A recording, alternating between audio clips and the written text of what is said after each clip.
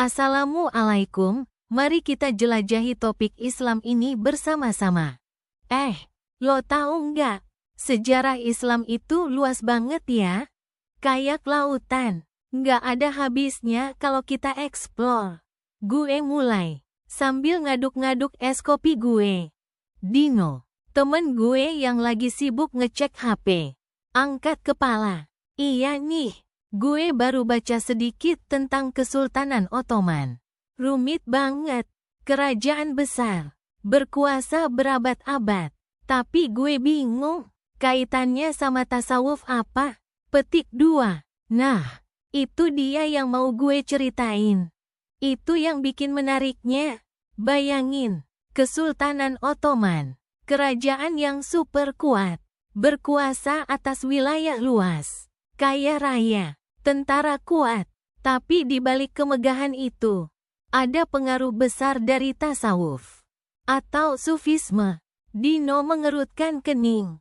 Sufisme, yang kayak para sufi, orang-orang yang hidup sederhana, mencari Tuhan melalui meditasi dan zikir gitu. Petik 2, tepat sekali. Gue mengangguk semangat. Nah, ini dia intinya.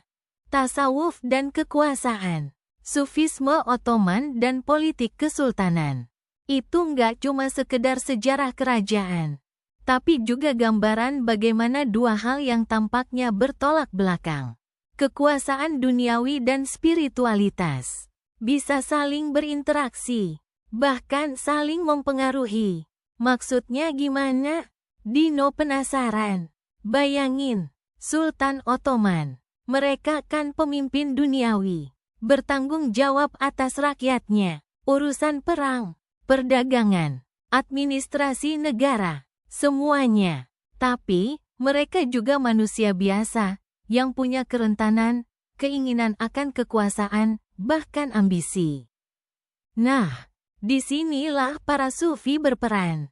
Gue lanjutin, para sufi. Dengan pendekatan spiritualitasnya yang menekankan kerendahan hati, kesederhanaan, dan cinta kasih, berada di sekitar istana. Mereka bukan cuma jadi penasihat spiritual sultan, loh. Mereka juga jadi penyeimbang.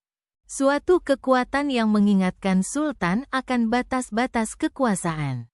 Bahwa kekuasaan itu sementara. Dan tujuan hidup yang sesungguhnya adalah mencari keridaan Tuhan. Wah, kayak drama sejarah ya? Dino menyela, matanya berbinar. Bisa dibilang begitu. Gue ketawa. Bayangkan, seorang sultan yang dikelilingi oleh para panglima perang, menteri, dan pejabat tinggi, mendengarkan nasihat seorang sufi yang sederhana. Yang bicara tentang cinta Tuhan dan akhirat. Ada kontras yang kuat, tapi disitulah letak keindahan dan kompleksitas hubungan mereka. Gue ambil contoh, misalnya, kita bisa bayangkan bagaimana seorang sufi bisa mengingatkan sultan akan pentingnya keadilan, kebijaksanaan, dan keseimbangan dalam menjalankan pemerintahan. Sufi bisa menjadi suara hati nurani sang sultan, yang mengingatkannya akan tanggung jawab moralnya kepada rakyat. Tapi kan, kadang kekuasaan itu koruptif ya? Tanya Dino, menunjukkan keraguannya. Benar sekali, aku setuju. Dan memang ada banyak contoh di mana pengaruh sufisme terbatas atau bahkan disalahgunakan. Ada sufi yang malah memanfaatkan kedekatannya dengan sultan untuk kepentingan pribadi. Ada juga sultan yang hanya memanfaatkan sufisme sebagai alat legitimasi kekuasaan. Jadi hubungannya gak selalu indah dan harmonis. Gue lanjut menjelaskan. Tapi yang menarik, bahkan dalam kekuasaan yang koruptif itu, kita masih bisa melihat jejak pengaruh sufisme. Misalnya, dalam arsitektur masjid-masjid mewah di era Ottoman, kita bisa melihat unsur-unsur estetika yang mencerminkan nilai-nilai kesederhanaan dan spiritualitas sufi. Terus gimana caranya mereka menyeimbangkan dua hal yang sangat berbeda itu? Dino kembali bertanya. Itulah yang membuat cerita tasawuf dan kekuasaan, Sufisme Ottoman dan politik kesultanan menjadi sangat menarik. Ini bukan tentang satu mengalahkan yang lain, tapi tentang interaksi dinamis antara dua kekuatan yang berbeda. Terkadang Sufisme memberi pengaruh yang kuat, terkadang kekuasaan duniawi lebih dominan. Tapi interaksinya itu sendiri yang menghasilkan sebuah cerita yang kompleks dan kaya akan nuansa. Jadi, intinya, gue simpulkan, mempelajari tasawuf dan kekuasaan, Sufisme Ottoman dan politik kesultanan itu kayak melihat sebuah drama besar, di mana kita bisa melihat bagaimana iman, kekuasaan, dan politik saling bercampur dan berinteraksi, menghasilkan sebuah babak sejarah yang sangat bermakna dan menarik untuk dipelajari. Dino mengangguk. Wah, jadi penasaran mau baca lebih lanjut nih. Kayaknya ini lebih dari sekedar sejarah kerajaan aja ya. Petik 2. Pasti. Ini sebuah perjalanan yang menarik untuk memahami kompleksitas manusia, kekuasaan, dan spiritualitas dalam sejarah Islam. Gue mengakhiri percakapan kita dengan senyum. Kita keduanya terdiam sebentar, masing-masing merenungkan luasnya sejarah dan keterkaitan antara iman dan duniawi. Tahu nggak sih, sejarah Kesultanan Ottoman itu seru banget. Nggak cuma soal peperangan dan ekspansi wilayahnya aja. Ada sisi lain yang menarik, yang nyambung banget sama spiritualitas Islam, yaitu hubungan antara tasawuf dan kekuasaan di sana. Wah, kayak gimana tuh? Aku cuma tahu sedikit tentang Kesultanan Ottoman, yang banyak perang-perangnya itu. Nah, ini dia yang menarik. Bayangkan, di tengah-tengah gemerlap kekuasaan, perluasan wilayah yang dahsyat, dan kompleksitas administrasi sebuah imperium besar, ada arus bawah tanah yang kuat, yaitu pengaruh para sufi. Awalnya, hubungan mereka nggak selalu harmonis, loh. Pada masa-masa awal kesultanan, sultan-sultan lebih pada konsolidasi kekuasaan, membangun institusi negara, dan memperluas wilayah. Para sufi, dengan spiritualitas dan ajarannya yang menekankan kesederhanaan dan pengabdian kepada Allah, kadang dilihat sebagai ancaman potensial. Mereka dianggap punya pengaruh besar pada rakyat. Bisa saja jadi tumpuan perlawanan jika sultan dianggap lalai atau zalim. Jadi ada semacam persaingan, ya, antara kekuasaan duniawi dan spiritual? Petik 2. Bisa dibilang begitu. Tapi persaingan ini nggak selalu berupa konflik terbuka. Lebih sering, itu berupa tarik-menarik pengaruh, negosiasi, dan adaptasi. Sultan-sultan Ottoman pintar, mereka sadar bahwa pengaruh para sufi itu besar. Bayangkan, para sufi ini punya jaringan luas, dihormati oleh masyarakat, dan punya kemampuan untuk menggerakkan massa.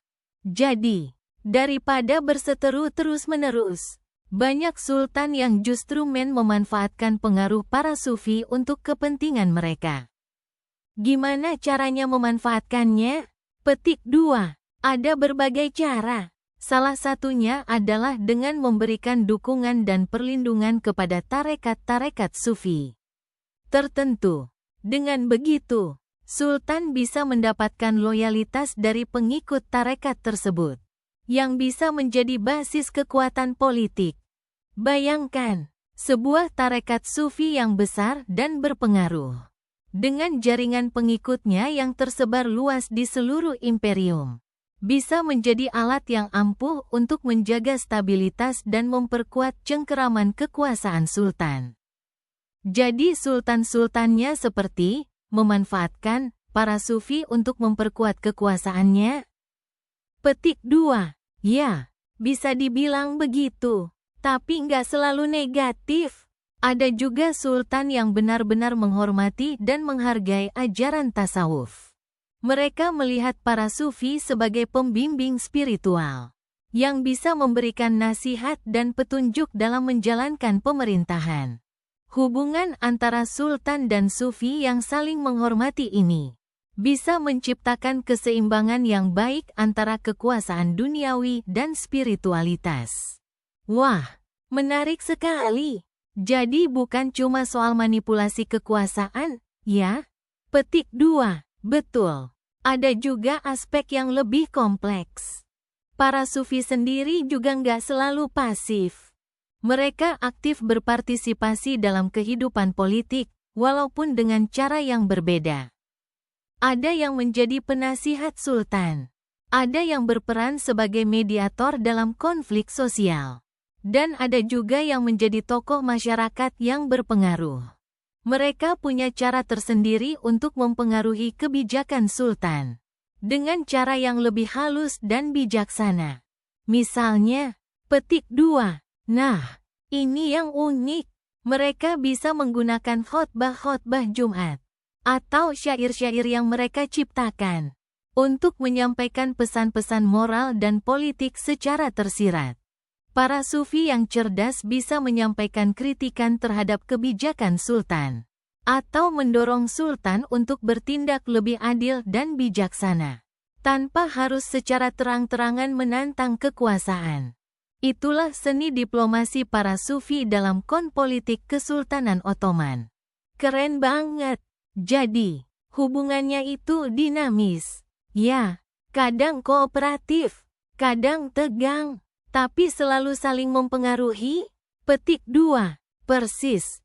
Itulah yang membuat sejarah tasawuf dan kekuasaan di Kesultanan Ottoman begitu menarik untuk dipelajari. Kita melihat bagaimana dua kekuatan besar, yaitu kekuasaan duniawi dan spiritualitas, saling berinteraksi, saling mempengaruhi, dan menciptakan sebuah dinamika yang kompleks dan menarik dalam perjalanan sejarah sebuah imperium besar.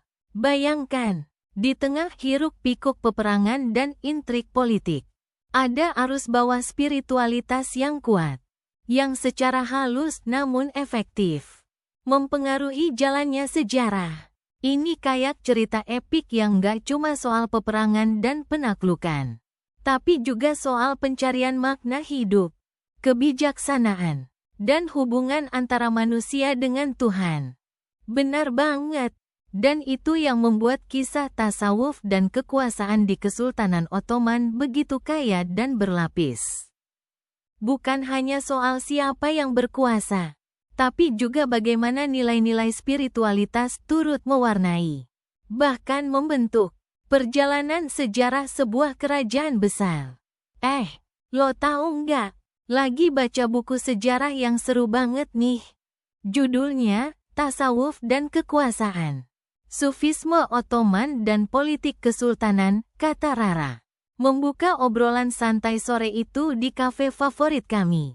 Aku mengerutkan dahi. Tasawuf, Ottoman, kok kayaknya berat ya?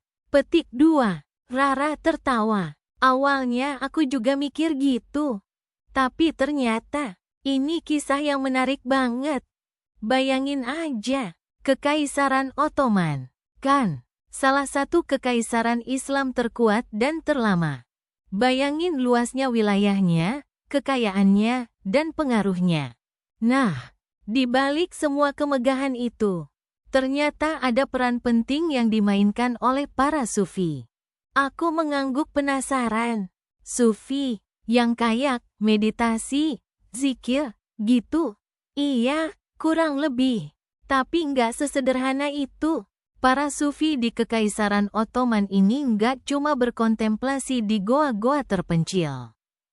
Mereka terlibat dalam politik, berpengaruh pada sultan, bahkan menjadi penasihat penting. Bayangkan, ada sebuah kekuatan spiritual yang begitu besar, berdampingan dengan kekuatan politik yang maha dahsyat. Keduanya saling mempengaruhi, saling berinteraksi, kadang harmonis, kadang berbenturan. Jelas Rara. Matanya berbinar-binar. Wah, kayaknya seru banget nih konfliknya. Ujarku, seru banget. Misalnya, Ada banyak tarekat sufi yang berkembang di Kekaisaran Ottoman. Masing-masing punya ajaran dan cara beribadah sendiri. Bayangkan, ketika setiap tarekat itu memiliki pengikut yang sangat banyak dan berpengaruh. Tentu saja mereka memiliki pengaruh pada kebijakan politik kesultanan. Kadang mereka saling mendukung sultan. Kadang juga saling bersaing untuk mendapatkan pengaruh, lanjut Rara. Jadi, sultan juga perlu menaklukkan para pemimpin sufi ini ya? Tanyaku, membayangkan drama politik di balik tirai kekuasaan. Rara tertawa kecil. Bisa dibilang begitu. Sultan butuh dukungan spiritual dari para sufi untuk memperkuat legitimasinya. Bayangkan, kalau sultan dianggap sebagai pemimpin yang dipilih Allah, maka rakyat akan lebih patuh dan loyal. Para sufi dengan wibawa spiritual mereka bisa membantu membentuk citra sultan sebagai pemimpin yang saleh dan berkah. Tapi, kebalikannya juga bisa terjadi. Jika para sufi menentang sultan, itu bisa menjadi ancaman besar bagi kekuasaan. Aku membayangkan pertemuan-pertemuan rahasia, negosiasi-negosiasi politik yang terselubung di balik diskusi keagamaan, dan persaingan sengit antara tarekat-tarekat sufi untuk mendapatkan kedekatan dengan sultan. Terus, gimana hubungan antara ajaran tasawuf dan praktik kekuasaan itu?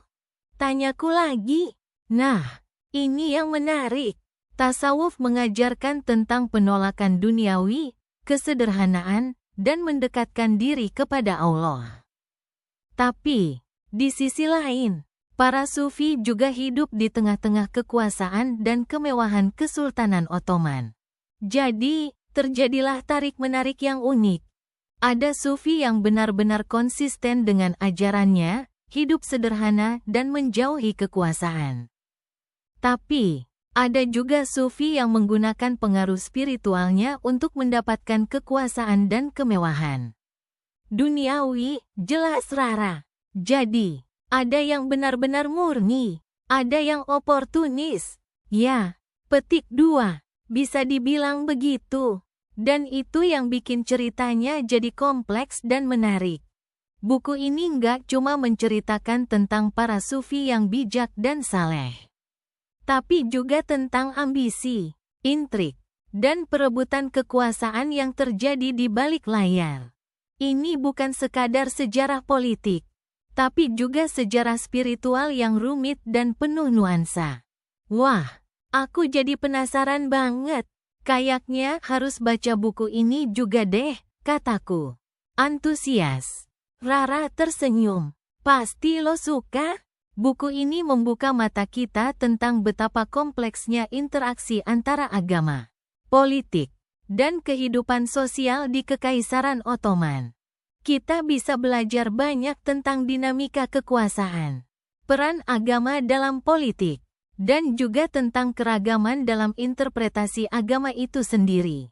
Pokoknya, selain seru, juga membuka wawasan kita tentang sejarah Islam yang kaya dan menarik. Kami melanjutkan perbincangan hingga sore menjelang senja, membayangkan kejayaan Kekaisaran Ottoman, peran para sufi di balik tirai kekuasaan, dan tarik-menarik antara spiritualitas dan politik yang membentuk sejarah Islam. Percakapan kami, meski hanya sebuah percakapan santai, menunjukkan betapa menariknya cerita, tasawuf dan kekuasaan, Sufisme Ottoman dan politik kesultanan, dan betapa banyak hal yang bisa kita pelajari dari sejarah yang kaya ini. Tahu nggak sih? Kita udah hampir selesai ngebahas tentang hubungan rumit antara tasawuf dan kekuasaan di Kesultanan Ottoman. Gue mulai, sambil menyesap teh hangat yang udah mulai dingin. Iya, bener banget. Seru banget ya. Dari awal kita ngomongin bagaimana para sufi awalnya yang banget sama spiritualitas dan menjauh dari hiruk-pikuk dunia, tiba-tiba jadi punya pengaruh besar di politik, jawab Risa, temen gue yang lagi asyik baca buku tentang arsitektur Ottoman. Persis. Awalnya kan, mereka cuma kelompok kecil, berzikir, bermeditasi, mendekatkan diri sama Tuhan. Tapi, pengaruh spiritual mereka luar biasa. Bayangin, karisma mereka, kemampuan mereka mempengaruhi orang lain dengan ajaran-ajaran mereka yang sederhana tapi mendalam. Itu menarik perhatian banyak orang, termasuk para penguasa, gue menambahkan, sambil mengingat-ingat materi yang udah kita bahas. Apalagi, kan, para Sultan Ottoman juga butuh legitimasi. Ya, mereka butuh menunjukkan kalau kekuasaan mereka itu diridhoi Tuhan. Bukan cuma karena kekuatan militer aja, timpal Risa. Betul. Nah, disinilah para sufi berperan penting. Mereka bisa jadi jembatan antara sultan dan rakyat. Mereka bisa meyakinkan rakyat bahwa sultan adalah pemimpin yang adil dan dipilih oleh Tuhan. Sekaligus mengingatkan sultan agar selalu berpihak pada kebenaran dan keadilan. Bayangin, ada semacam keseimbangan yang tercipta di sana, kata gue. Tersenyum mengingat betapa kompleksnya dinamika tersebut. Tapi kan, gak selalu harmonis ya. Kadang-kadang juga ada konflik antara kepentingan politik dan spiritual, Risa mengingatkan. Benar banget, itulah yang bikin cerita ini menarik. Kadang, para sufi yang tadinya pada spiritualitas terlibat dalam politik, bahkan ada yang jadi penasehat sultan, atau bahkan punya pengaruh besar dalam pengangkatan sultan. Bayangkan, mereka punya akses langsung ke pusat kekuasaan. Bisa mempengaruhi kebijakan-kebijakan negara. Gue menghela napas. Teringat betapa besarnya pengaruh yang bisa dimiliki oleh para sufi. Dan itu juga yang menimbulkan dilema. Kan, saat tasawuf bercampur dengan dunia kekuasaan, nilai-nilai spiritualnya bisa ternodai. Ambisi, perebutan kekuasaan, korupsi, semua bisa masuk dan merusak kesuciannya, ujar Risa dengan nada agak serius. Iya, kita ngeliat bagaimana beberapa tarekat sufi, yang awalnya murni, akhirnya terpecah-pecah karena perebutan pengaruh. Ada yang bersekutu dengan sultan, ada yang menentang. Terus, munculnya berbagai aliran dalam sufisme itu sendiri juga memperumit keadaan. Konflik antar tarekat, perebutan pengaruh, sampai pada tingkat kekerasan pun terjadi. Gue melanjutkan, merasa agak sedih memikirkan degradasi nilai-nilai spiritual yang bisa terjadi akibat perebutan kekuasaan. Terus, bagaimana akhirnya? Kan kita udah nyebut beberapa contoh bagaimana sufisme dan politik bercampur aduk. Sampai akhir masa Kesultanan Ottoman. Apa yang terjadi pada hubungan mereka pada akhirnya? Tanya Risa penasaran. Nah, di akhir cerita ini, kita melihat bahwa hubungan antara tasawuf dan kekuasaan di Kesultanan Ottoman itu nggak bisa digambarkan dengan satu kesimpulan yang sederhana. Hubungannya kompleks, dinamis, dan penuh pasang surut. Pada akhirnya, dengan runtuhnya Kesultanan Ottoman, pengaruh para sufi dalam politik juga mengalami penurunan. Tapi, warisan spiritual mereka tetap ada. Walaupun bentuknya berbeda, gue menjelaskan dengan perlahan. Merangkum kompleksitas sejarah yang telah kita bahas. Jadi, bisa dibilang, tasawuf tetap ada, tetap hidup di masyarakat, tapi pengaruhnya dalam politik sudah nggak sebesar dulu lagi. Mereka kembali pada inti ajaran mereka, pada spiritualitas. Meskipun jejak-jejak pengaruh mereka dalam sejarah Kesultanan Ottoman tetap abadi, Risa menambahkan. Memahami akhir dari cerita panjang tersebut. Betul banget. Kita bisa melihat betapa tasawuf dan kekuasaan di Kesultanan Ottoman ini memiliki tempat penting dalam sejarah Islam. Ini mengajarkan kita bagaimana sebuah ajaran spiritual yang mulia bisa berinteraksi dengan dunia. politik yang penuh dinamika. Kita bisa belajar dari kesuksesan dan kean yang terjadi, dari harmonisasi dan konflik yang terjadi di antara keduanya. Dan yang terpenting, kita bisa melihat betapa kompleks dan menariknya perjalanan sejarah itu sendiri. Gue menyimpulkan, merasakan kepuasan setelah membahas topik yang begitu kaya dan kompleks. Iya, benar banget. Ini bikin kita lebih apresiasi terhadap kedalaman sejarah dan bagaimana agama berinteraksi dengan dunia nyata. Risa mengangguk setuju, menunjukkan bahwa percakapan kita telah memberikan pemahaman yang lebih dalam tentang hubungan rumit antara tasawuf dan kekuasaan di Kesultanan Ottoman, dan bahwa perjalanan sejarah itu sendiri memang tak pernah berakhir, tetapi terus mengajarkan kita pelajaran berharga. Kamu lagi baca apa sih? Kok serius banget?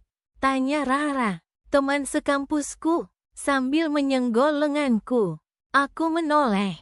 Buku tebal dengan judul agak unik tergeletak di meja. Asteris Tasawuf dan Kekuasaan, Sufisme Ottoman dan Politik Kesultanan Asteris. Ini nih. Lagi baca tentang sejarah Sufisme di masa Kesultanan Ottoman, jawabku. Sedikit bersemangat. Seru banget. Ternyata hubungan antara tasawuf dan kekuasaan itu rumit dan kompleks. Petik 2. Rara mengerutkan kening. Sufisme, Ottoman, kayak agak berat ya. Apa sih itu sebenarnya? Petik 2. Aku tersenyum. Gak sesulit yang kamu bayangkan kok. Bayangkan aja, Ottoman itu kan salah satu kerajaan Islam terkuat dan terlama, berjaya ratusan tahun. Nah, di balik kemegahan istananya, peperangannya, dan kekuasaannya, ada peran penting yang dimainkan oleh para sufi. Sufi, itu yang kayak mistik gitu kan? Petik 2. Iya. Bisa dibilang begitu, tapi jangan dibayangkan mereka cuma orang-orang yang duduk di goa, bertapa, dan jauh dari urusan dunia. Para sufi di zaman Ottoman, mereka terlibat aktif, walaupun cara mereka berbeda. Mereka punya pengaruh besar, baik secara langsung maupun tidak langsung, terhadap para sultan dan pemerintahan. Maksudnya gimana? Rara penasaran. Nah, ini dia yang menarik. Para sufi, dengan ajaran tasawufnya yang menekankan pada pengenalan diri kepada Allah SWT, kasih sayang, dan kesederhanaan, mereka justru menjadi penyeimbang bagi kekuasaan yang terkadang cenderung absolut dan korup. Bayangkan, di tengah-tengah kemewahan istana dan ambisi politik yang tak terbatas, muncullah para sufi yang mengingatkan tentang pentingnya kerendahan hati, keadilan, dan ketakwaan. Mereka menjadi semacam moral compass bagi para penguasa. Aku lanjutkan penjelasan sambil menyeruput teh. Misalnya, ada banyak contoh para sufi yang berani menegur sultan jika melihat kebijakannya menyimpang dari ajaran Islam. Mereka bukan sekadar penasihat biasa, tapi lebih dari itu. Pengaruh mereka bisa melalui khotbah, tulisan, atau bahkan hanya melalui kehadiran dan perilaku mereka sehari-hari yang mencerminkan kesederhanaan dan ketakwaan. Wah, berani juga ya mereka. Rara terkesan. Memang, dan itu butuh keberanian luar biasa. Karena bagaimanapun, mereka berhadapan dengan kekuasaan yang sangat besar. Tapi, pengaruh mereka gak selalu frontal dan konfrontatif. Ada juga sufi yang menjadi bagian dari pemerintahan, menjabat posisi penting, tapi tetap menjalankan ajaran tasawufnya dengan konsisten. Mereka berusaha menerapkan prinsip-prinsip keadilan dan welas asih dalam menjalankan tugasnya. Aku mengambil buku itu lagi. Buku ini juga menceritakan bagaimana para sufi berperan dalam membangun jaringan sosial dan keagamaan yang luas. Mereka mendirikan berbagai tarekat, semacam komunitas spiritual, yang menyediakan pendidikan agama, perawatan kesehatan, dan berbagai bentuk bantuan sosial kepada masyarakat. Jadi, pengaruh mereka bukan cuma pada para sultan, tapi juga pada rakyat biasa. Jadi, Sufi itu kayak penyeimbang antara kekuasaan dan spiritualitas. Ya, Rara menyimpulkan, tepat sekali, mereka adalah jembatan antara duniawi dan ukhrawi.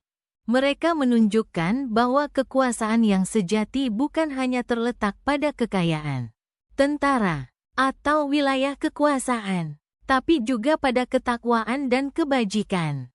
Dan menariknya, hubungan antara para sufi dan para sultan ini beragam, kompleks, kadang harmonis, kadang juga penuh dengan konflik. Lalu, apa yang bisa kita pelajari dari semua ini untuk kehidupan kita sekarang? Tanya Rara, menunjukkan rasa penasaran yang masih membuncah. Aku tersenyum. Banyak hal, Rara. Pertama, kita belajar tentang pentingnya keseimbangan antara duniawi dan ukhrawi. Kita harus mengejar cita-cita dan sukses di dunia, tapi jangan sampai melupakan spiritualitas dan akhlak. Kedua, kita belajar tentang keberanian untuk bersuara, untuk menegakkan kebenaran, walaupun harus menghadapi tantangan dan tekanan dari pihak berkuasa. Ketiga, kita belajar tentang pentingnya peran komunitas dan kebersamaan dalam membangun masyarakat yang adil dan bermartabat. Tarekat-tarekat sufi itu kan contoh nyata dari komunitas yang kuat dan saling mendukung. Terakhir, lanjutku sambil menutup buku. Kita belajar tentang pentingnya menjadi pribadi yang rendah hati dan berakhlak mulia. Tidak peduli seberapa besar posisi dan kekuasaan yang kita miliki. Kisah para sufi di masa Kesultanan Ottoman mengingatkan kita bahwa kekuasaan yang sejati adalah kekuasaan yang didasarkan pada ketakwaan dan kasih sayang, bukan pada kekuatan dan dominasi. Rara mengangguk, memahami. Wah, ternyata banyak sekali ya yang bisa kita ambil hikmahnya dari sejarah sufisme Ottoman ini. Aku jadi penasaran dan pengen baca juga nih. Petik 2, sama-sama. Ini bukan cuma sejarah, tapi juga pelajaran hidup yang sangat berharga.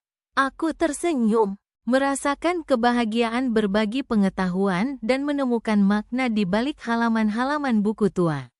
Itu, sejarah, ternyata, bisa begitu hidup dan relevan dengan kehidupan kita saat ini. Sampai jumpa, semoga Allah memberkati kita semua. Itu pembahasan hari ini.